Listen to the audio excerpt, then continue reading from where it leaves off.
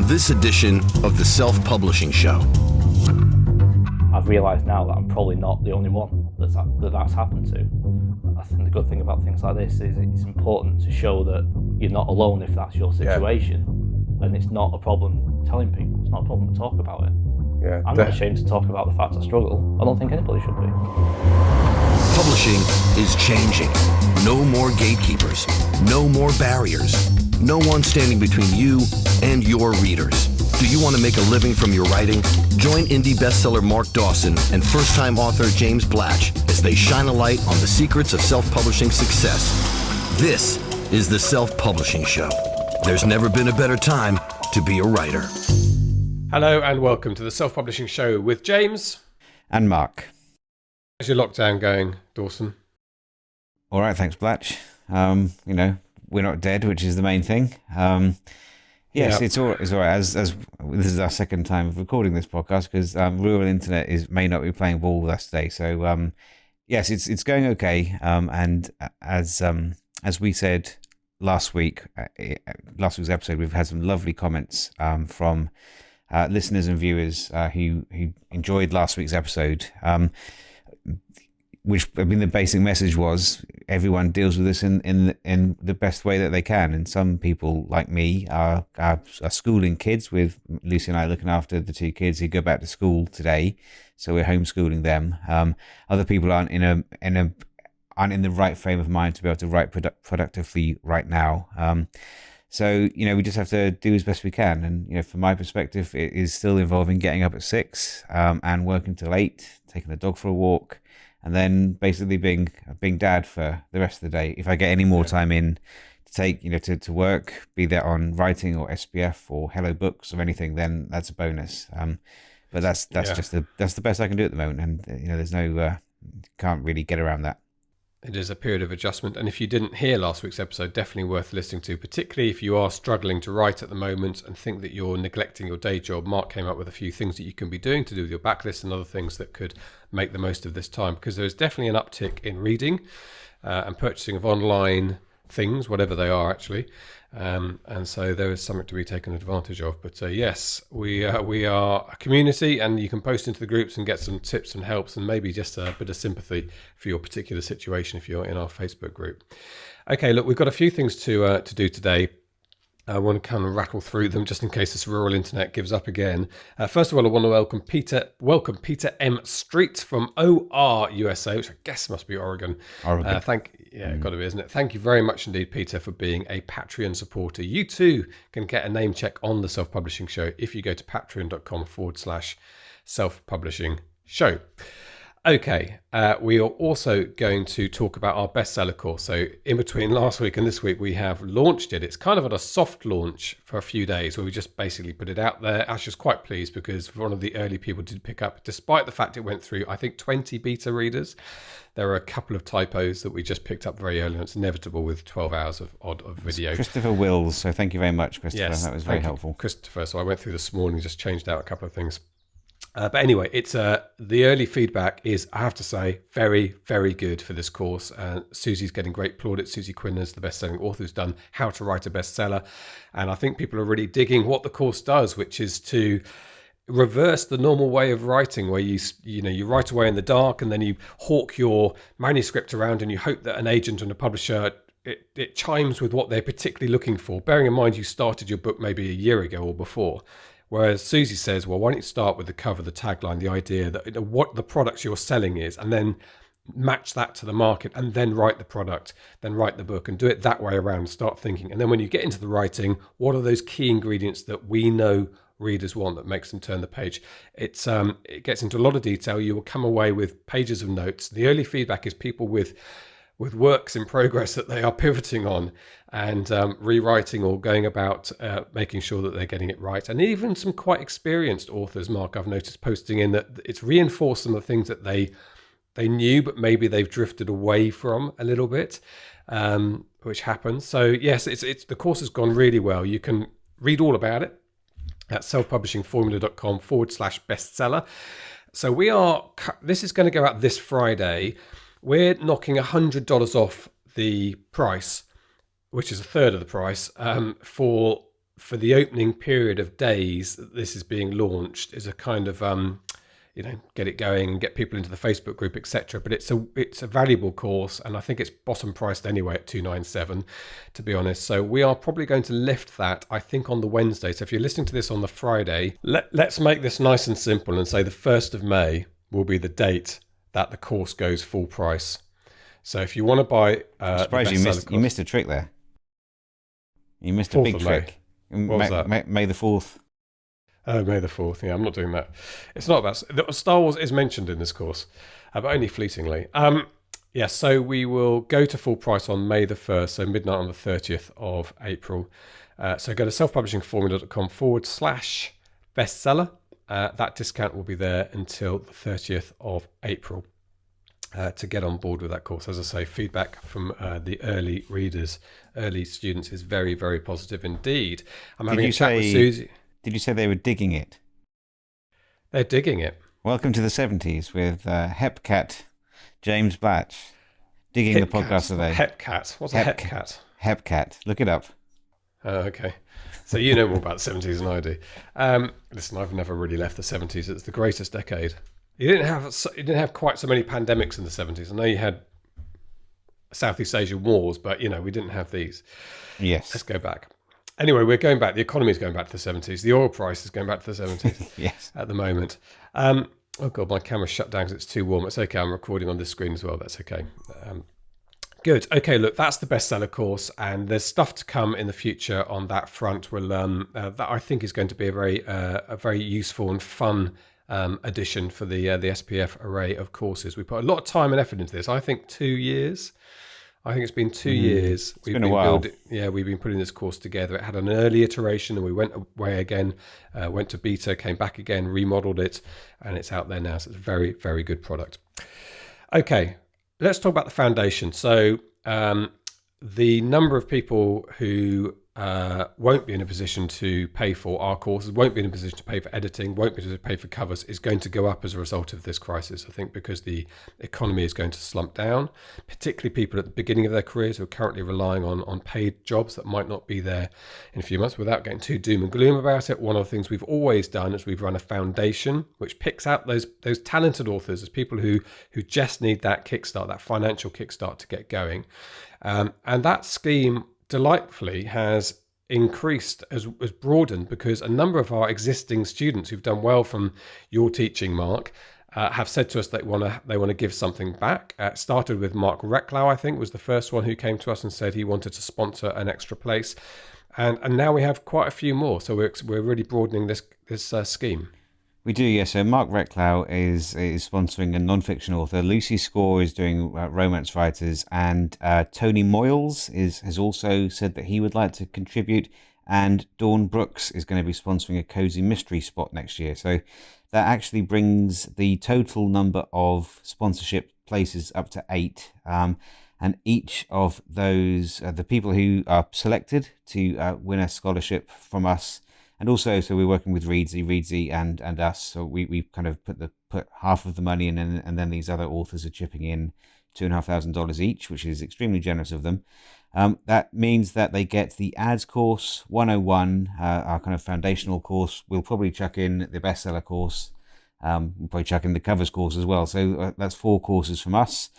And $2,500 each. So that's pretty generous. And it's we've had people, as we mentioned last week, like Elle Thorpe, who took the course or was sponsored last time around or the time before, and is now doing really, really well. And she's not the only one who's done well through the foundation.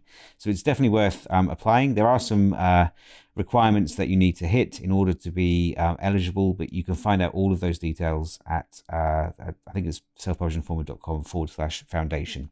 But there's a link on the homepage up on the top bar on the right hand side. You can check that out. Yeah, if you just go to selfpublishingformula.com, as Mark says at the top of the page. Yeah, so a huge thank you to Emmanuel and Ricardo at Reedsy.com. They've built a fantastic platform for finding editors and cover designers and all the rest of it, and have never hesitated in dipping into their pockets to help out on this particular scheme. They also put a bit of money behind the bar when we go and drink in various exotic locations around the world. They're great partners with us. So I want to say thank you to them. And to those authors coming forward and doing that. Brilliant. What a lovely community we have. We do. Now, before I'm going to jump, because I know you've forgotten, but before we jump into the actual interview today, we also should mention Hello Books, which, as we mentioned, was it last week? I think it was last week we mentioned it for the first time. So this is a project that we're working on. It's kind of still in gestation at the moment in terms of exactly what it might look like, but it will be something along the lines of a BookBub model, a free Booksy, Bargain Booksy type model, with a big mailing list and segmented into genres that readers have indicated that they want to find out about. Free books to start with, but discounted books as we build the list up. And we kind of put out, we mentioned it in the podcast, I posted in the Facebook group, and I think I sent an email out as well, just encouraging people to sign up, to indicate that they're interested. And I think we've had about 2,500 authors who have said that they would like to be considered, or at least kept up to date as to what we plan when it comes to Hello Books, which we think will probably launch, I think, in about a month. Is probably what we're looking at. So we're in the process of building a website at the moment. We've got a designer, so it's going to be nicely branded, high quality, hopefully as you'd expect from us. And yeah, I'm kind of thinking about it quite a lot at the moment on dog walks as to how this might actually look. But we want to get 1 million subscribers in the first year. That's the aim I have. We are going to be investing quite heavily in building a Facebook audience. Probably spending $4,000 or $5,000, $6,000 a month, something along those lines, to build the audience up and advertising the offers as we do new promotions, maybe bi-monthly to start with, but eventually moving to a weekly basis, and then probably eventually moving to a daily basis as well. But we're kind of starting slowly. We will make mistakes. We probably don't know all the mistakes that we'll make until we make them. So we're just trying to I'm trying to keep my eyes on the ball to make sure that I anticipate the worst ones and we can avoid those. But it's a good start, I think. We're very encouraged with the response that we had. Well, our very early aim is to give value to people who take part in the scheme. So if you put your book forward, you pay whatever it is, we haven't decided yet, probably it's going to be affordable, that's for sure, compared to quite a few of the other schemes out there, that you get value, that your book gets put in front of readers likely to be supporters and readers of yours.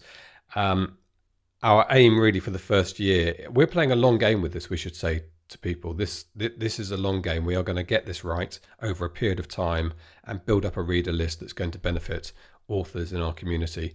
And I'm sure that we're going to get there with this, and hopefully hit the ground running. We're doing so much work in the background. 2,500 people on the wait list. You can join the wait list to be the first to hear. We are probably going to end up prioritizing those first few promotions, so you might want to get in early. If you go to hellobooks.com, and you'll find a waitlist page sitting there ready for you. In fact, soon we might, by the time this goes out, we might have our new branding on that waitlist page, because we've just got our designer who's we've gone through the process of selecting. It's always fun selecting the logo, the colours, the font, and all the rest of it. Yes, it's very entertaining for people who haven't done this before. We have a Slack channel, which we have lots of Slack channels now, but there's one for Hello Books, and we've been posting, or John, who's in charge of working with Sarah, who's the SPF designer. We've been working with her for 3 or 4 years now. She's designed a series of logos, and we started with 5 or 6 possibles, and we kind of argued amongst ourselves and narrowed it down to 2. And then Sarah works on those. We then picked one, and then the last few days we've been talking about various different shades of green, and yellow, and red, and picking the color that we want and the fonts that we want. So it's quite fun, and she's turned it around really quickly as well, which is great. So we're pleased with. I think we're pleased with how it will turn out. Yeah, and bless Sarah. She's a very good designer, Sarah Cattle. We should give her a plug there. She's done some great work for us. And bless her, I think she was due to be in Japan on a family holiday at the moment, so that didn't work out for her. But hopefully at some point, you're wearing her work, James. I am wearing her work. Yes, I am indeed. That's her work. So. Excellent. Who are you wearing, James? I'm wearing Sarah Cattle, I should say, when I go to the next awards group. Okay, look, we've got an interview today, which is, we talk a lot about success in this podcast and trying to achieve success and what you need to have in place for success. This podcast turns that on its head a little bit and addresses the question of what happens when the success you think you wanted doesn't turn out to be healthy for you. And this is an author called James Sumner, who has appeared on the podcast in the past. He was quite an early student of ours, walked up to us. I can remember very clearly the day he walked up to us at London Book Fair and introduced himself and said he couldn't wait for the course to be launched. And was an early success story for us. He quit his job, became a full-time author, had a big smile across his face, but things started falling apart for him, and he in part blames his success as an indie author for that, the situation he found himself in. So we're not shirking away from this subject, this interview. It's a very important part of everything that we do, is to think about the holistic, your mental health as much as anything else. So I'm not going to waffle on too much. I think James explains the story extremely well, and I think it's going to be a very useful interview for lots of us. So let's hear from James. This is the Self-Publishing Show. There's never been a better time to be a writer. James P. Sumner. That's me. Hey, Hello. welcome back to the podcast. We first bumped into you. In fact, we're in what remains of London Book Fair. It's been cancelled in Olympia. But we bumped into you probably 3 years ago. 5 years ago. Was it 5? No, it's our 5-year anniversary, James. I'm hurt you don't remember. Was it 5 years ago? It is, yeah. Because I came to 3 and then I wasn't there last year.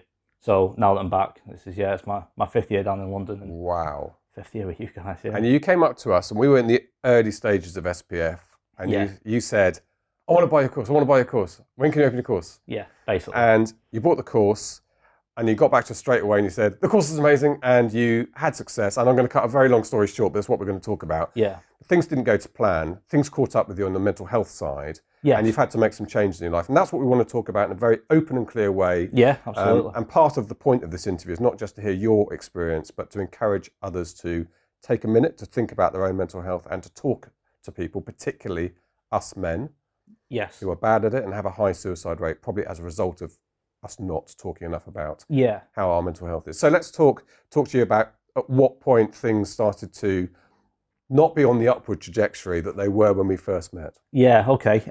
So as you say, it went really well for probably the first 18 months, 2 years of my writing career. I was able to go full-time June 2016. What were you doing? What was your job? I worked in the call centre. I was account manager, answering phones, but I was actually writing on the company dime, and I managed to get more books written on someone else's time than on my own, crazily. But I went full-time June 2016. And that was an immense milestone for me. It was very much a result of the success I found on the back of your course. But it was, it was a lot of hard work, and it was great. And I would say probably the first 7 months was the honeymoon period. Every day I was in my pajamas. I'd go and make a coffee, go and lock myself in the room. Oh, it was amazing. It literally was the dream come true. It's what I think every author aims for. And then at that kind of 6-7 month mark, in hindsight, that was when it started to trail off a little bit. Not for the writing, not for the business side of things, but for my own mental health. So my personal circumstances kind of took over at that time. I was in an unhappy marriage, which has now ended. But I stayed in that situation for maybe 2.5 years of being incredibly unhappy and very sad. And the problem when you work from home and when your hobby is also your job, there's no escaping that. It's like, I used to have an argument with the ex-wife and then just go to work and forget about it for 8 hours. But when your work is the next room, there's no escaping it. And the world suddenly becomes very small. And when there's no escape and you don't admit there's a problem, that's when it starts to burn away at you. And over the course of 2 years, that's exactly what happened. It culminated originally in September 2018, when my wife essentially kicked me out, and that was a huge upset to my world. And writing at that point very got put on the back burner. I would say I've been away from the writing business probably for a good 12-18 months. I've not really done much with it. I've needed to take that time away, go on a sabbatical from it, and just focus on myself, and that was very difficult. Because writing was all I've ever wanted to do. It was what I would say was the only thing I was ever really, truly good at, or I think it was. And it was difficult to be in a position where I actually blamed that for the circumstances I was in. Because the way I saw things, I was in this horrible, sad situation, and I was there because I was a full-time writer. So I kind of blamed that, and I almost started to resent the thing that I love doing. which is a very strange situation to be in, because it's like, well, that's all I know. So if I don't want to do it anymore, now what? And I lost all sense of identity. I lost all sense of motivation. I couldn't get out of bed. I was depressed. I never sought help or treatment, but I was smart enough to know what was wrong with me. But I just kind of rolled with it, and that was that. And from probably September 2018 through till September 2019, so that 12-month period, I kind of drifted, and I just kind of existed. And things got on top of me until September 2019, when I had a heart attack. Now, heart attacks are horrible. They're scary. They immediately, in the moment of clarity you have during the episode, you confront your own mortality. And I was just thinking, God, I'm 37, this shouldn't be happening. And I was very fortunate. My sister-in-law was there at the time, and she got me to hospital. I was in hospital for about 6 hours. The doctor basically said, you're fine. That was a warning shot, right? I'm not going to tell you to cut out red meat or exercise more or anything like that. But whatever it is you're doing in life right now, stop it. Because that's the warning sign. You don't do it anymore. So there was in your mind, there was a strong connection with your mental health state and that physical heart attack. Yeah, absolutely. It was the stress and the pressure that I was putting myself under took a physical toll. And that's the first time, as much as I've always been open about my mental health awareness and my own mental health problems throughout the years, but I've never associated the mental problems with a physical problem. And it's like, actually, if you let it, it will put that much of a strain on your body that your body stops. I was like, oh God, now what do I do? So, and that was it. Within 30 days, I'd completely turned my life around. I'd chosen to go back to work. I'd gone and got a full-time job again, which is great. So hang on, sorry. Yeah, no, it's brilliant. Summation. There's a few things I want to pick up, but I'm very interested in the plan that you made. And interestingly, one of the positive things you made, I can hear it in your voice, is that you positively decided to stop being a full-time writer, living at home, and you felt good about that. I did, yeah. Which is the opposite thing we say to almost everyone we ever speak to on this podcast. Exactly. It's a very strange thing, because I would never discourage anyone from wanting to do it. I wanted to do it for as long as I can remember. But because of the mindset that's required to do that for a living, I don't think it's for everyone. I honestly don't. And if it is, and I know people who can just sit down and they just write for 12 hours straight and they're fine. It's like, that's great. I've proven I can't do that because I nearly killed myself trying.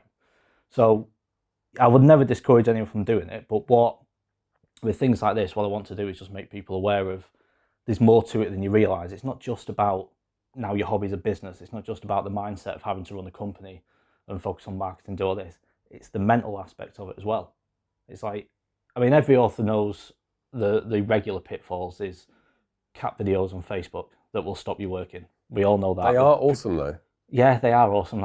If I could write a book about cat videos, I would be number one in the planet. There's procrastination, there's self-doubt, there's lack of sort of struggling with concentration or writer's block, anything like that. They're the things that we know about. They're the things that authors are aware of, and there are multiple options to help deal with them. What people don't necessarily think or consider an issue at the time is things like an unsupportive partner or an unsupportive wife. Now, I don't imagine I'm in a unique position when I say that's one thing that happened to me. But if you're a writer and your world exists around introversion and your own space and that creative need to wake up at 3 a.m. and write down a way to kill someone, if the other person you're with in a healthy way, in a healthy way, if the person you're with doesn't do that, it's sometimes hard for them to understand. And it's like, why are you being miserable locking yourself in a spare room for 3 hours? And it's like, I'm not miserable, I'm just working. It's like me going to an office. Imagine me leaving the house, doing the commute and going to work. That's exactly what this is. I'm just at home. Now, in my situation, it was a case of, oh, well, you're at home, so therefore here's a list of chores to do. And it's like, that's not how it works. But there was that fundamental lack of understanding which caused conflict. And as I alluded to before, when there is that conflict in your home environment, which is also your work environment, there's no escaping it, and it very quickly becomes something that's very hard to deal with. And people don't always think of that as something that could be a problem. And it's the same with introversion. Now, my first book fair, I remember seeing Joanna Penn speak, and something she said has stuck with me all this time, and it was, being an introvert doesn't mean you hate people or you don't like the outside world. It just means you find strength on your own. In the same way an extrovert will go to a party and they will come alive and be like Freddie Mercury was an extrovert. You put him in a room full of people and he's alive. Introversion is just the opposite of that. Put you in a room on your own and suddenly everything's firing and that's where you're happy. And it's like, that's all it is. And it's like, yeah, it is. But people don't always understand that. And being on your own for so long, sometimes it's like you forget what it's like to not be that way, and you need to be able to turn it off. And if you don't, again, the world becomes a very small place, and suddenly going outside becomes a problem. And outside is the escape. And suddenly there's no off switch. And then you're just kind of trapped in this cycle of your own life with no escape. And that all sounds very kind of drastic and doom and gloom, but that's exactly what happened to me. And I've realised now that I'm probably not the only one that's happened to. And I think the good thing about things like this is it's important to show that you're not alone if that's your situation. Yeah. And it's not a problem telling people. It's not a problem to talk about it.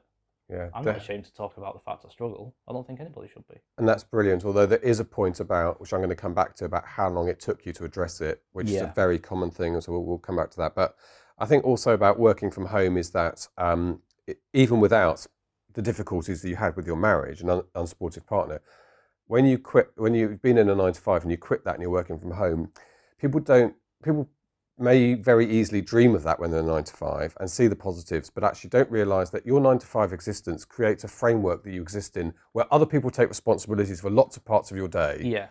When you're on your own in your house, it's you alone, and that can bear down on people. You're responsible for every aspect of the career and business that's going to work, and you live with that.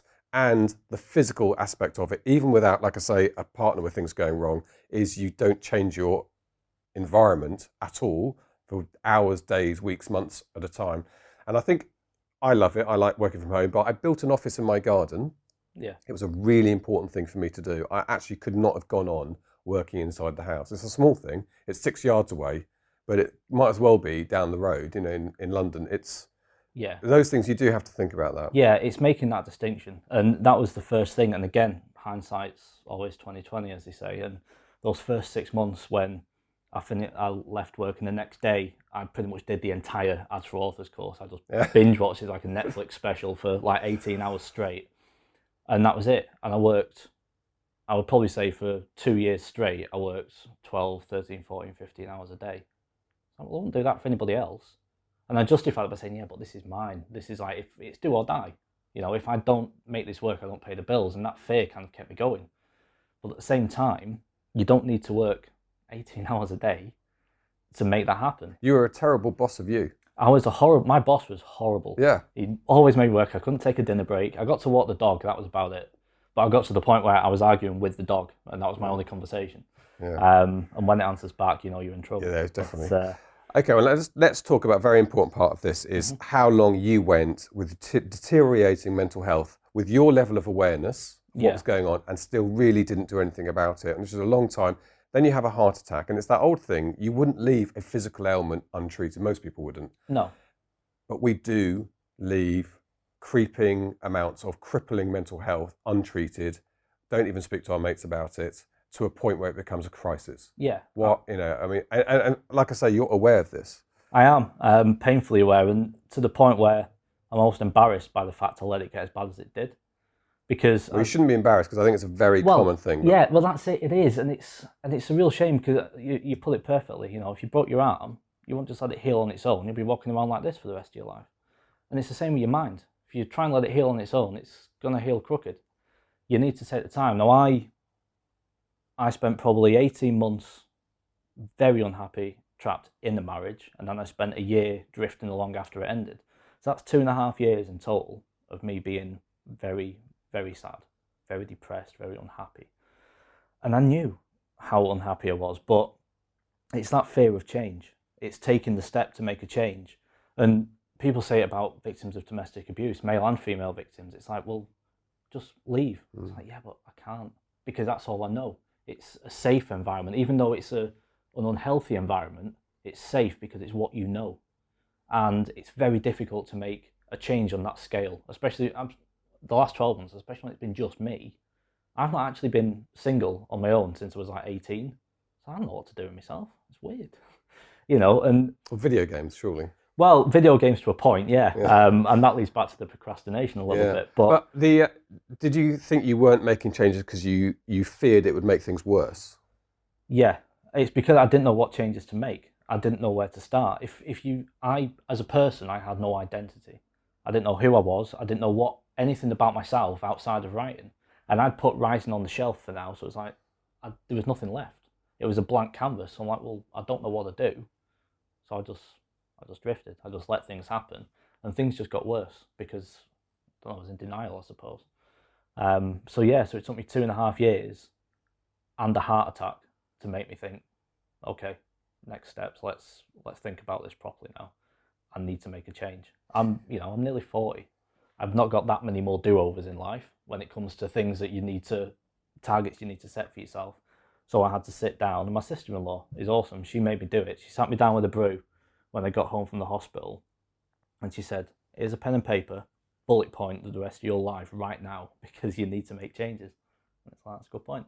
I was going to ask you how you went about it, the process. I wondered if there was a list at some point. No, it was literally not a massive list, but there was like 3 or 4 bullet points on there, and it was just like, what do I enjoy? What do I want to do? What do I want to get out of it? And that was the mindset. It was like, this is what I need to think about doing. And the first thing was go back to work.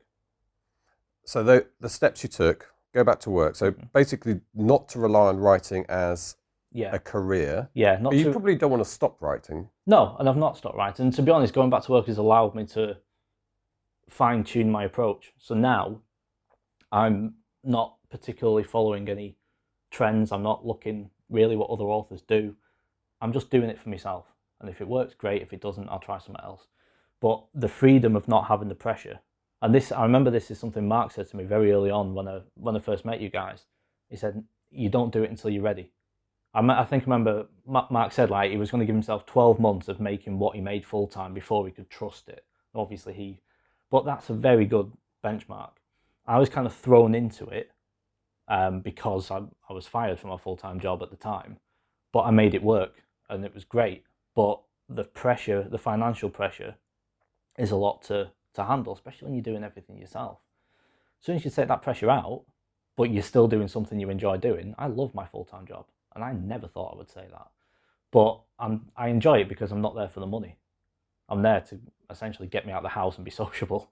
But having that environment to go to, and then still being able to come home and, in my spare time as a hobby, now focus on the writing in a structured way with no pressure. It doesn't have to work for me to eat or pay the electricity bill. That's quite liberating. And it's brought the fun, the love of it back, which I've missed greatly. Yeah. So this is not so much a recipe for what you need to do to be happy. And it's being aware of what you are going to be comfortable with and enjoy, and working on your own as an author, despite it being the dream a lot of people think they have or have, might not be for everybody. Yeah, I don't think it probably isn't for everyone, because there's going to be people there are going to be extroverts who are writers, but they're going to have a physical kind of medical need to be around people. So you're going to have to adjust the approach to it. But yeah, I would say it's perhaps not for everyone, but that doesn't mean it's not something you can pursue. And this is something I've discovered, because a lot of people who are full-time writers aren't just writers. Mark is a prime example, Adam Croft, Joanna Penn. They have side hustles. They have other things that you do besides writing that are linked to it.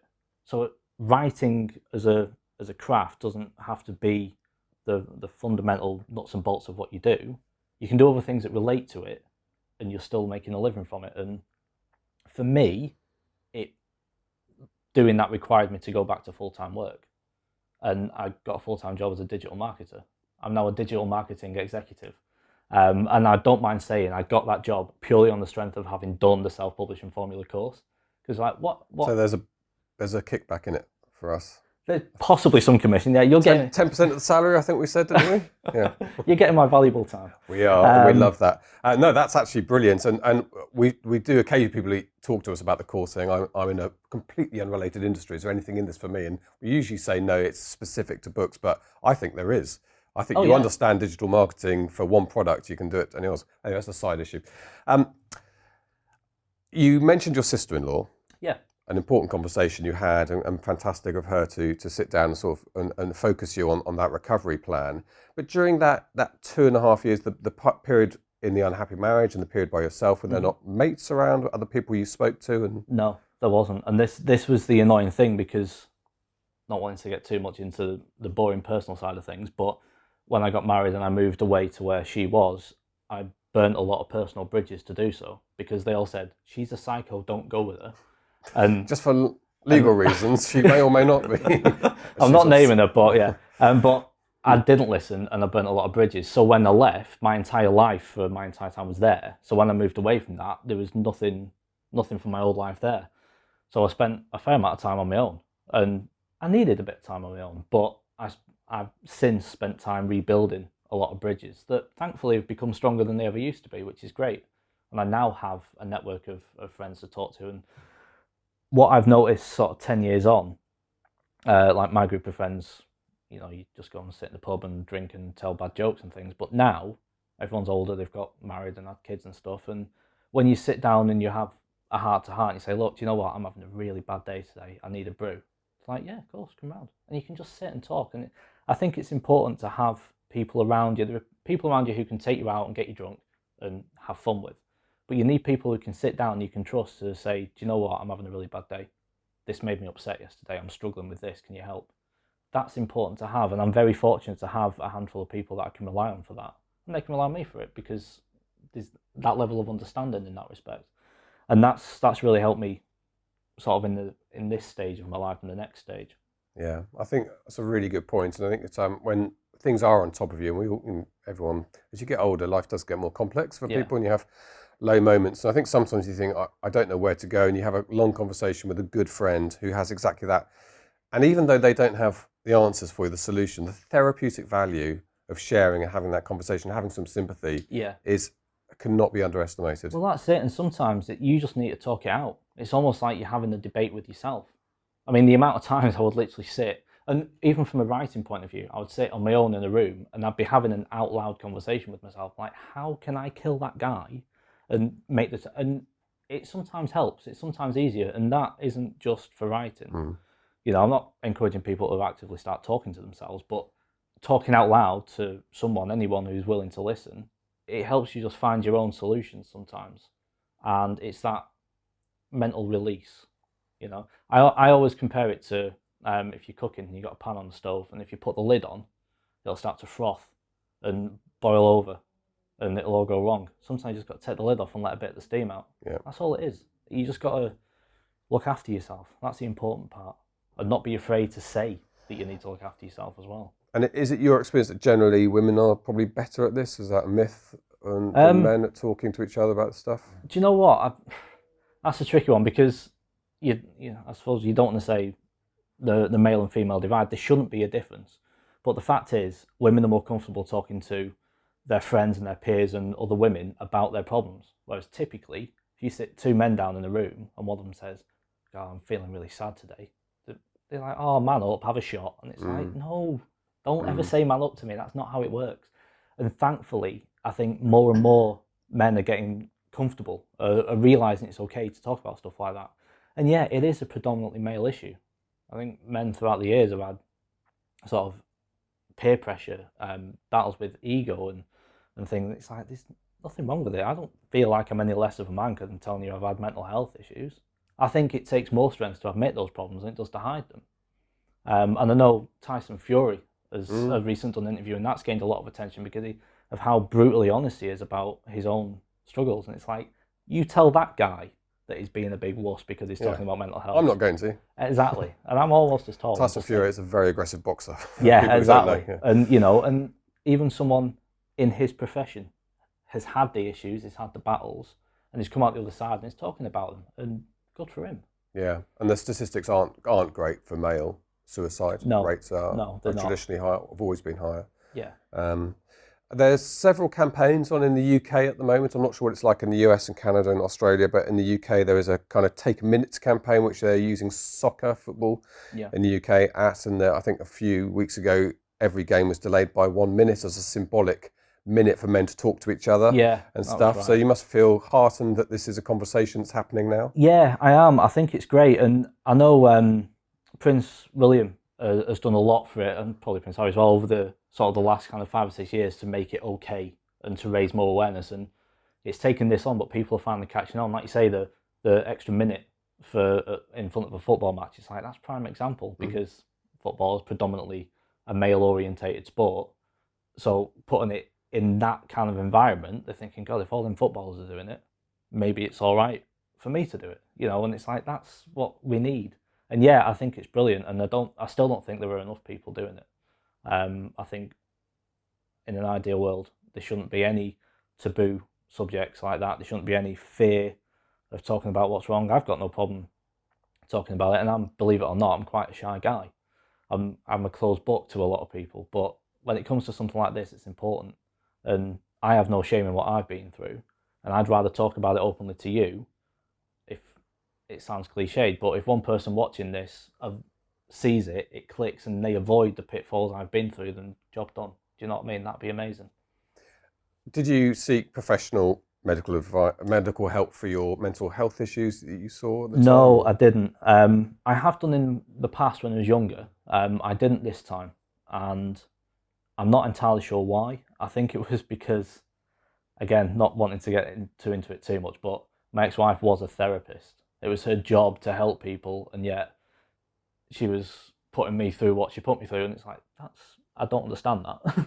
It was very foreign, and I think, I don't know, maybe subconsciously that put me off going seeing professional help. It was like, well, that's what the professionals are doing. But no, I foolishly tainted a bit for you. Yeah, exactly. It kind of ruined it a little bit, and yeah, foolishly I tried to do it all on my own. Therapy is a very strong thing for the people to do, and can be very helpful. No, absolutely it is, and I'm certainly not knocking go and seeing a therapist. I think it goes back to talking about it, and I know that as a therapist, it's not necessarily their job to tell you the answer. It's their job to help you find it yourself. And sometimes that's just a case of them sitting down, giving you a brew, and letting you talk for an hour. And more often than not, you'll come to the realization yourself, and they're just there to sort of help you through it. And you need that, and a friend can do that just as well as a therapist. But it's important to have somebody. It's not. I would never recommend trying to do it on your own, because I don't think anyone can be that strong to pull themselves out and analyze it and sort of look on it on the outside looking in. You can't separate yourself from the situation you're in. You need someone to sort of say, hang on a minute. Now, I had a doctor, that worked fine, but I don't recommend waiting to that stage. You know, go and see a friend, go and just have a coffee, turn your laptop off, put your phone on silent, go and talk about your books, go and do whatever you want, but just get out of your environment, just go and see someone and have a chat. That's all it takes. A little bit every day. Prevention is better than cure. Yeah. That's what my mother always used to say. Very, very good advice. So that was 6 months ago that you wrote that list. I guess September 2019. Yeah, God, yeah, it's approaching 6 months. Yeah. And how's it been? How's it feel to you now? The decisions you made? Quite honestly, and I say this with no fear of tempting fate, I can honestly say I'm the happiest I've ever been. And I don't say that saying that, oh, you know, tempting fate, it's all going to go wrong. It's not. I've worked bloody hard to get where I am. I'm reaping the rewards finally. I literally couldn't be happier. I love my job. I'm really good at it. My first day, they asked me what click-through rate was, and I answered, and they were like, "Oh my God, he knows what click-through rate is." Like, telling you now, me and Mark. You know, I love my job. It's opening up a lot of doors for me for my own work, and this is what I alluded to as well. You don't necessarily have to stray too far from writing, or if you are a full-time writer, there are other things you can do. I do freelance work where I assess social media posts for a company. I'm not allowed to name, but they're a big social media platform. You do the math. But I assess social media posts, assess the integrity of them and how well they're targeted. Now, it kills a couple of hours a day. It's not particularly taxing. But with the author hat on, I'm seeing what all the other Facebook ads in the world are doing, and I can take notes. So it's related. It's a bit of extra cash in the pocket, but it's related to what I do. I'm a full-time digital marketer. There's a lot that I can take away from work that helps me with my own thing, and that's great. So it's all related, but there's no pressure, and I actually enjoy it all. And I work around a great bunch of people. I'm not there for the money, which is great. I come home, I get a couple of hours to work on my books, do my own thing. I've got time to relax. I've got my own space. And you can play video games without feeling guilty, And I which can is play another video- thing about working for yourself at home, is that almost any leisure time you take, you have this nagging Yeah, it's guilt like thing in your ear. there's something more I could be doing, Yeah. and it's like Which there isn't. It's really important to get over that and Yeah. actually just have, and if you want to switch off a day or 2 days, whatever, do that. It's a very Yeah. important I mean, thing. I used to sort of in the first 12 months when I was trying to find my own routine, I'd take myself off to the driving range for a couple of hours, just 50 balls, set of clubs, and then go back and do another 5 or 6 hour stint. And that did work for me for a while. I did quite like that. And I do miss that now being full time, but they tend to frown on it if you just do one middle of the afternoon. Just go to the cinema. Yeah. But yeah, there were ways to do it to manage your day. But don't forget that it is a job. And I think sometimes when you make the transition from something you do for fun, making that your living, it's an adjustment that not everyone realizes they need to make. Yeah. And you suddenly need to stop doing that in your spare time and do it 9 to 5 or whatever hours you work, but have a cut-off point. Yeah, I think it's important to realise I can remember when I first quit, which is 2013, I was amazed at how much you get done when you work from home by yourself, because there's no commuting. You can even get up quite late and you'll be working much sooner and quicker than you would have been when you got up early and went into London or whatever. And actually by 11, 12 o'clock in the day, you can get loads done. You need to understand that. You don't need to necessarily even put in 8 hours a day to achieve a good work rate at stuff. But we kill ourselves. We try to kill ourselves usually when we start off because of that crushing doubt. And what are you doing? Are there any specific steps you're taking to ensure you're going to carry on an even trajectory or upward trajectory mental health wise? I'm making sure I keep enjoying it. I think that's the main thing. It's like I make sure nothing changes that I don't want to change. If I feel something slipping away, I know enough now, again, hindsight being what it is, I know enough now to spot the signs and nip it in the bud. There was a period, it was only a couple of weeks ago, I've been doing a lot around going through my old books and just reformatting them, and I've got vellum finally. I've seen the light. Isn't it lovely? It is amazing, and I've been Brad. going through. But typically, as a writer, if you go through your old books to change the formatting, you're going to re-edit them all. Of course, that's inevitable, and I've been doing that, and I was doing that for a couple of weeks, and then I suddenly found I wasn't shutting off at night, and it'd be like 1 a.m. and I was like, just got to finish this page. I've got to finish this page because I'm limited with my time in the evening, and I was like, I'm up at 6 to go to work. Stop. And I did that for about 2 days, and someone went, hang on a minute, I'm starting to feel burnt out here. So I stopped, and I took 2 days. I got home from work and did nothing. And then I went back to it, and I went back steadily, and I went back to doing a couple of hours, and then taking my own time. I was like, right, there we go. Strayed from the path a little bit, but I spotted it, and we're back now, and it was fine. And it's just things like that, and it's just not getting complacent, because as nice as life is now, as happy as I am, as fun as things are, it's still work. It's still hard work to maintain everything, because it's so easy to just let things go, to think, oh, I'm all right now, so I don't need to worry about it. Like you do, because the moment you stop worrying about it is when things start to overwhelm you again. You need to keep on top of it, but that doesn't have to be a chore. It's just a case of changing your mindset a little bit, just changing your outlook on things, realising it's okay to take a couple of hours for yourself. Just little things like that. Little things make a big difference, especially when it comes to mental health. James, it's fantastic talking to you. Thank you. Thanks. It's been good. Well, thank you so much for being so open and so educational about it as well. That's a slightly boring word about it, but because we don't talk about this stuff enough. And, no. Well, this is it, and like I say, I have no problem talking about what I've been through, because there's no reason it can't be seen as a positive thing. It's ended up being positive for me, so it's good to hopefully to show people that there were ways to cope with it, there were ways to deal with it, and there's light at the end of the tunnel, because that's not always the thing that people realise. There is a way out. We'll be fine. And I'm so happy for you that you quit the author lifestyle and got a 9 to 5. Exactly, because it's the dream at the moment, isn't it? It's weird, like 3.5 years of being my own boss. When I went for the interview, the guy who interviewed me ended up being my boss, and he's like, I've got to ask, how are you going to find the transition going back to working for someone else? And I'm like, sure, it'll be fine. Don't worry about it. Just don't tell me what to do. Yeah. We'll be all right. Yeah. But no, it's been great. It's been literally the best thing I ever did. Very happy. Fantastic. This is the Self-Publishing Show. There's never been a better time to be a writer. Okay, there you go. James Sumner, what a brilliant interview and a brilliant guy. And I think it's worth reiterating that he is a much happier person than clearly he was. As you heard from the interview, he had very low points in his life. Things got very desperate for him indeed. He's now back in full-time work, where he has mates at work and goes for a drink after work or a cup of tea, as he talks about a lot. And he still writes in the evening. He hasn't given up his dream of being a writer, and it might be in the long run that James does end up quitting his 9 to 5 again and working full-time as a writer. But it's about adjusting your life and not necessarily thinking, well, that's my definition of success, without taking a step back and thinking, is that my definition of success? Is that what I want? And it obviously went a bit too far in James's case before he asked those big questions of himself. Yeah, it's. I mean, everyone has to consider what they want out of life, really, and which career is going to enable you to get what you want. So, on the one hand, I'm very happy with what I've built. The writing, and then SPF, and maybe we have another business with Hello Books as well in the long term. I'm happy with that. I feel the kind of work-life balance is pretty good for me. I don't work very long hours, 9 till 5. That's kind of the maximum for me. I don't work weekends.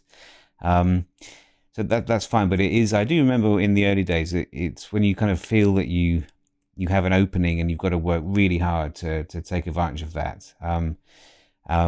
Actually, going back a little further now, I remember when I was originally published by Macmillan in 1999, 2000, I remember having an agent interested in a short story that I'd written, and then saying I'd basically lied and told them that it was an extract from a novel, and they asked me for the full novel, and I had to make a series of excuses whilst I went back and wrote a novel in 6 weeks, which was, for me, I was a lawyer at the time, so working long hours in London and then getting home at 7 or 8 and then working till 2 or 3 in the morning to get the words in. And at the end of that, I don't get sick very often, but I was just exhausted. I couldn't get out of bed, and it's kind of not physical exhaustion, just mental exhaustion. I just completely drained myself, and I haven't had that since. But I think it is something that you can you can fall prey to it, especially if it feels like the prize you've always wanted is tantalizingly within grasp, and maybe maybe you want to finish a novel, to finish a trilogy because you think that's what you need to go full time. Or if you are full time as a writer, maybe you want to make 10,000 a month or 15,000 a month, and you feel you're close, and maybe you feel that if you don't hurry, then the audience will move on and forget about you. And it's quite easy to forget about the fact that if you don't look after yourself, everything else is irrelevant. You can't write if you're sick.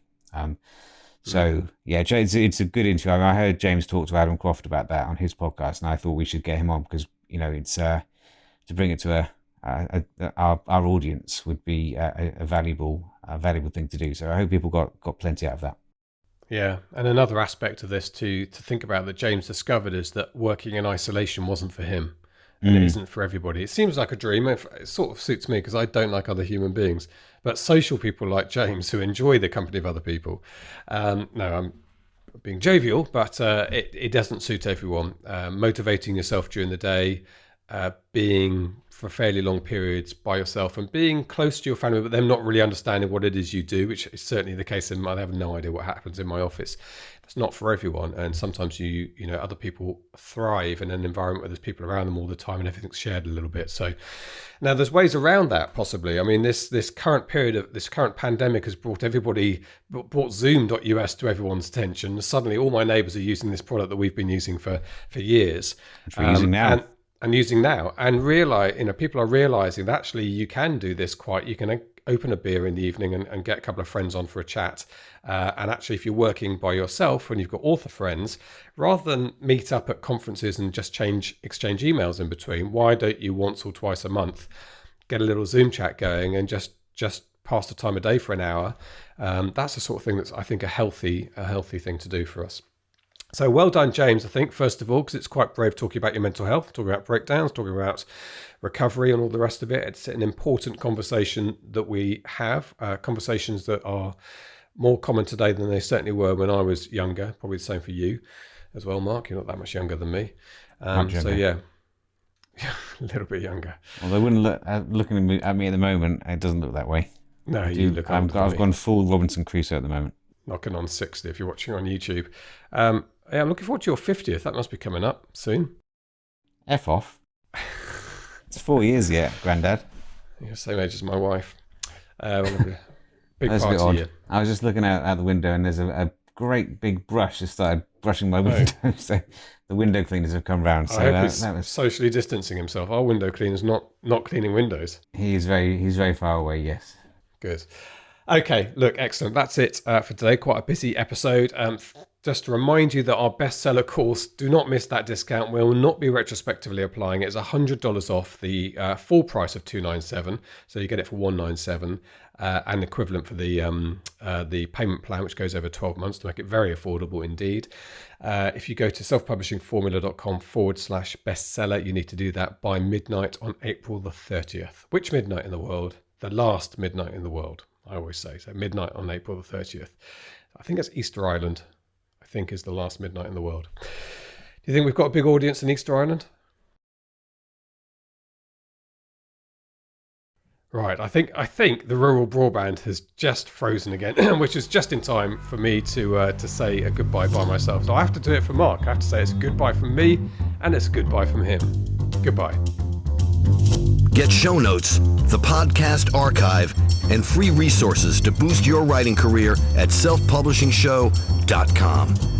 Join our thriving Facebook group at selfpublishingshow.com/Facebook. Support the show at patreon.com/selfpublishingshow. And join us next week for more help and inspiration so that you can make your mark as a successful indie author. Publishing is changing, so get your words into the world and join the revolution with the Self-Publishing Show.